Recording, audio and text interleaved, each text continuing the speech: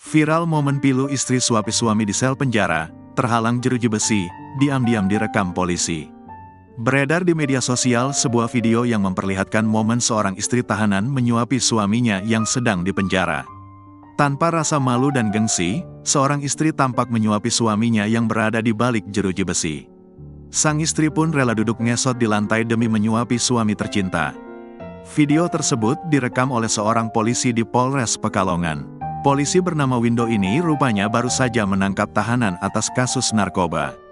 Tak disangka setelah pelaku dibawa ke penjara, sang istri datang menyusul ke kantor polisi. Terlihat istri tahanan tersebut membawa satu buah nasi bungkus. Ia rela duduk di depan sel penjara dan menyuapi suaminya.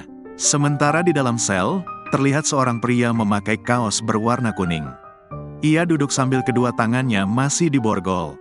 Tahanan ini juga terlihat menikmati makanan yang dibawakan istrinya. Ia memakan suapan demi suapan sang istri tercinta. Unggahan Windo pun langsung dipenuhi komentar dari warganet. Tak sedikit yang ikut iba melihat nasib tahanan tersebut.